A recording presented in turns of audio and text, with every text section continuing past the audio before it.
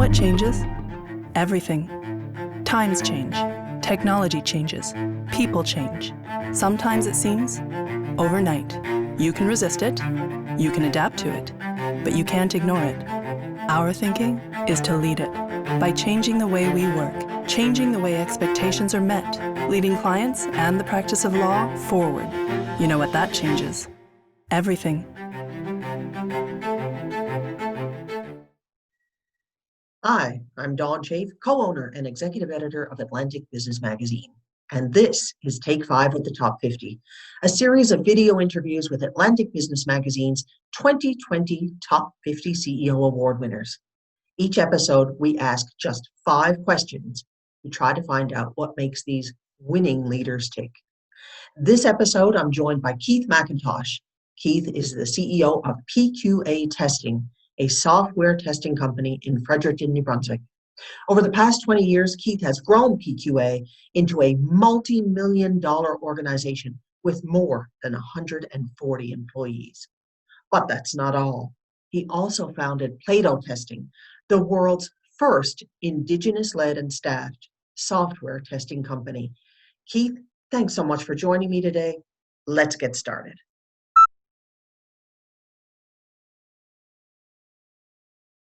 Yeah, I think if my mother and father were alive and you asked them, they would tell you that I was testing from the day I was born. Um, Not just software testing, but there was always something to test. Software testing sort of found me as a career. I like to understand how things work, and I like to understand how things go wrong. And I started out. I went to school to be a developer, and I found that I'd a lot rather tell people what they did wrong than have someone else tell me. So that's how I got to be testing. But I like it, and it is a career, and it's challenging, and there's lots of opportunities, and there's a huge need for it. There's one way to do something right, but there's a myriad of ways to break something, and it worked well. It's been a foundation of a company for the last 25 years, and the need keeps growing. The software, when it first started, software was in an office and on machines that were used by paid users. Now software is in everything we do. It's used by every human being, from a trained user to a grandmother to a infant. So the testing world has grown as the development world has grown, and it's been a great foundation for two companies. We work on all across the world. Our staff runs from Victoria to, I guess we have had people in Newfoundland, but not necessarily right now. So it's been great for that sort of thing. There's lots of opportunities out there.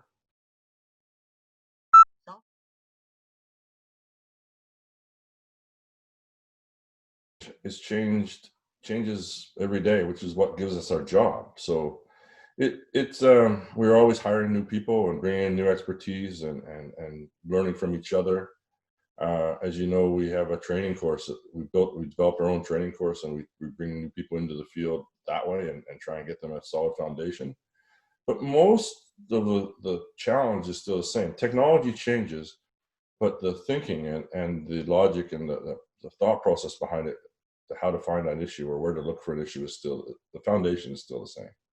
We think that most times we go to a new project, it's still 80% of it's the same thing. It's just how do you customize it for whatever that technology stack is.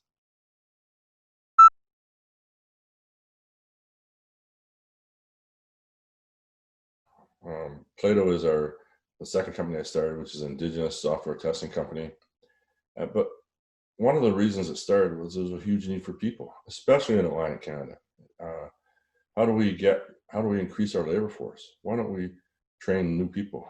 And that's what Plato does. It trains Indigenous people all across Canada to enter the field of technology and IT as a software tester. So it's allowed us, it's given us a huge advantage over a lot of our competitors, is that we have a continuous pipeline of new people coming into the field, and it takes work, and we need to keep updating the course and enhancing the course and growing it. But it's really been a huge benefit to our labor pool.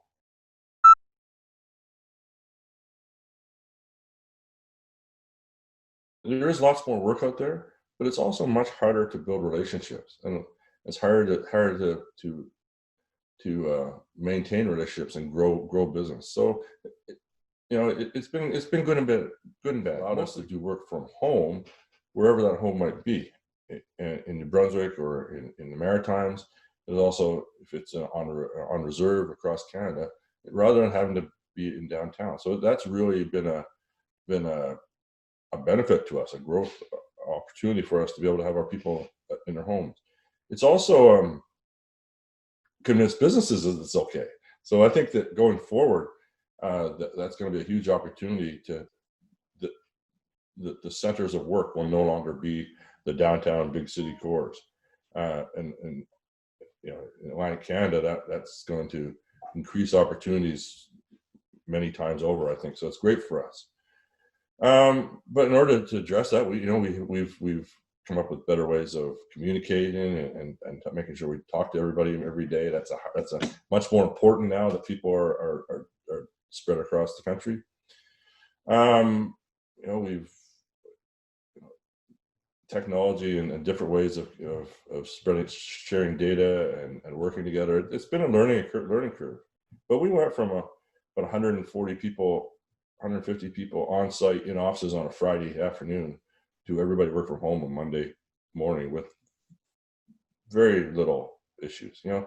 It becomes more that we need to care. The work is okay. We need to care about our people more. We need to make sure that they're not working 10 or 12 hours a day, that they are taking breaks, it's very easy to get into a space where there's no difference between home and work. So mental health has been something we kept a very close eye on and tried to help and tried to give breaks and tried to spread things around a little bit. You said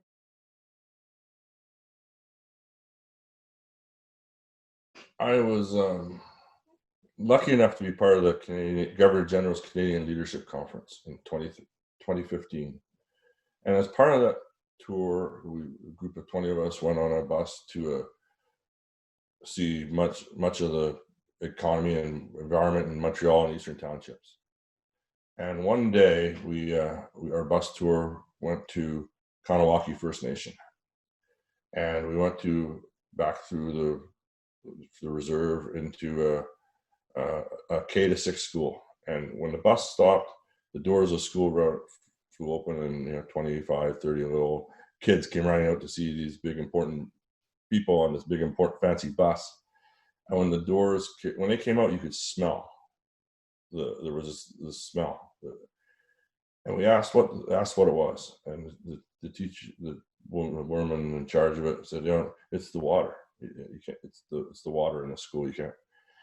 And that struck me as we're standing there. You can see the sky in Montreal, which is one of the most beautiful cities in the world, and you can smell the water in a K-6 school on the First Nation, and that is just embarrassing. And we wanted, because the Truth and Reconciliation report had just come out, we were talking about it through our rest of our tour, and I was asking, and some of the people on the tour were Indigenous, and I was asking, why is this? Why is nobody doing this, fixing this? And nobody had an answer. It's a huge problem. It's a big problem. So I thought that maybe someone should try and do something and start. So that's where the idea from Plato came. I had a company.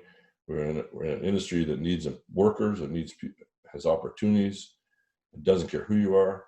And this was as I read more and looked more, the Indigenous population is underengaged and underincluded. Why not try and extend the opportunity to them, because it helps everybody. Economic independence and economic ability to support yourself is one of the founding building blocks of confidence and pride, and then our industry needs people, our country needs more people contributing to our workforce. So it just made perfect sense, and I had the ability to build a course and offer these people work, and it's gone from there. So I think it does make a difference. We've done this now 14 or 15 classes across the country. We see families supporting themselves, having more opportunity. We've had several employees buy their first house. We have employees buying their cars that they didn't have before. And there's a lot of talk about nation-to-nation reconciliation. I think what we're trying to do is people-to-people reconciliation. That one person at a time, supporting one family at a time, will become a role model for the next family, for their own children. They'll become a role model for their children, or for the other people in the community, that there's more opportunity. And for companies that work with us, they get to see that this is not a charity. This is not window dressing. This is real, and their staff and their employees get to work with a group of people that they never would have interacted with before. And the foundation of racism and systemic racism is lack of knowledge. It's really hard to be unfair to a friend or to be somebody you know. It's what facilitates is not knowing, not being aware. So I think we're trying to make a bit of difference.